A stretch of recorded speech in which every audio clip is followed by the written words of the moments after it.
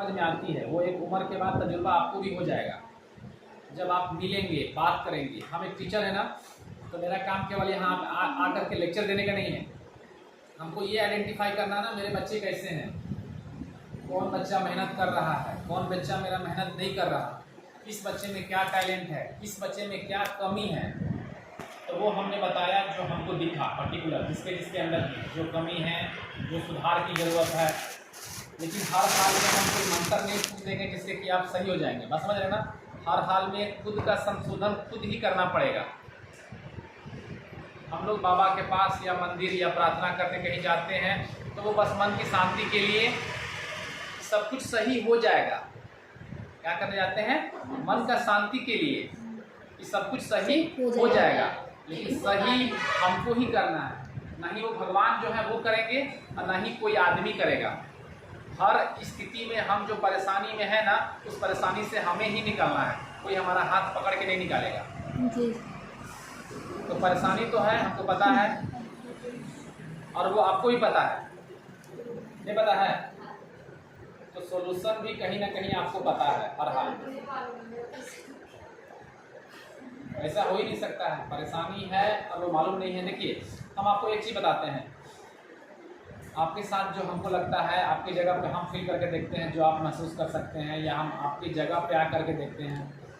आप जो चीज़ों को लेकर के ज़्यादा खामखा परेशान है, मतलब ये डस्टर है, आप परेशान हैं, डस्टर नाम है इसका, और कुछ नाम हो सकता है। मतलब इस चीज़ में आप अनावश्यक घुस गए हैं। इसका काम है लेके बोर्ड को साफ कर देना, बस इतना समझ लीजिए। अब इसका नाम अगर हमसे कोई इंग्लिश में पूछेगा, हिंदी में पूछेगा, अंग्रेजी में पूछेगा तो हमको मुश्किल होगा बताना। आपको उसको वो करने की ज़रूरत नहीं है। इसका क्या उपयोग है बस वो जान लीजिए। कुछ चीज़ों को आपको स्किप करना होगा, जो चीज़ें आपको आगे नहीं बढ़ने दे रही है। और आपको ये समझना होगा कि अभी के समय में जिस क्लास में हम आ रहे हैं, या जिस क्लास में हम पढ़ रहे हैं, या जो समय अभी चल रहा, उस समय क्या ज़रूरी है। बहुत सारी चीज़ें मेरी भी छूट चुकी हैं, बस समझिएगा। हम अगर उनको खोजने के लिए जाएंगे ना, तो आज का चीज़ भी खो देंगे और वो भी चीज़ हमको नहीं मिलेगा। कोशिश करना है आज के टाइम में जो चल रहा है, आज जो आप कर रहे हैं, उस पर फोकस करना जरूरी है। बात समझ रहे ना। हम आपको कल भी बताए थे कि हमसे भी अगर 8वां का सवाल पूछ लीजिएगा तो हो सकता है कि मेरे पास उसका जवाब ना हो। इसका मतलब ये नहीं कि अब हम कल से 8वां का किताब पढ़ेंगे, ये बिल्कुल नहीं है। मेरा जो आज का फोकस है, हम नर्सिंग से रिलेटेड है, मेरे काम के रास्ते में जो चीज़ें आएंगी हम उसको पढ़ेंगे, और जो चीज़ें नहीं आएंगी हमको उससे मतलब नहीं है, क्योंकि हम बहुत बड़ा इंटेलिजेंट नहीं है जो सब कुछ पढ़ लेंगे, सब कुछ याद कर लेंगे। बात समझ आ रही है ना।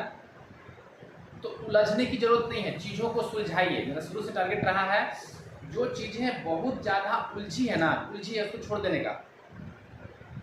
जो चीज़ें सुलझ सकती हैं आसानी से उसको सुलझाइए, क्योंकि आपको भैया आगे बढ़ते रहना है। चीज़ें पता है प्रीति के साथ क्या दिक्कत है, प्रीति ठहर गई है, एक जगह पे आके रुक गई है और उस चक्रव्यूह में फंस गई है कि हमसे फिजिक्स का क्वेश्चन नहीं बन रहा है 9 का, हमसे केमिस्ट्री का क्वेश्चन सोल्व नहीं हो रहा मैट्रिक का। आ गई है ग्रेजुएशन में, अब फंसी हुई है 8वें 9वां में, उसको निकलना होगा वहाँ से। बस समझ रहे, जो सोल्यूशन पूछ रही थी वो सोल्यूशन बता दिए। बहुत सारी चीज़ें जिनको छोड़ देना पड़ता है। आज हमको ला के NCERT या कोई किताब दे दीजिए, जरूरी है कि सब हम सवाल बना देंगे? नहीं बनाएंगे। मेरे लिए ज़रूरी है कि हमको क्या पढ़ना है और हमको क्या पढ़ाना है, या मेरे सिलेबस में क्या आएगा। जी सर। जो चीज़ों को जिस समय करने का समय था तब तो आपने किया नहीं, तब तो आपने मोबाइल खाली चलाया या अपना टाइम पास किया। तो अब आप चाह के भी उस चीज़ को नहीं पढ़ सकते, इतना जान लीजिए। आप जो काजल है सोचेगी कि हम जो है सब कुछ ठीक कर दें, नहीं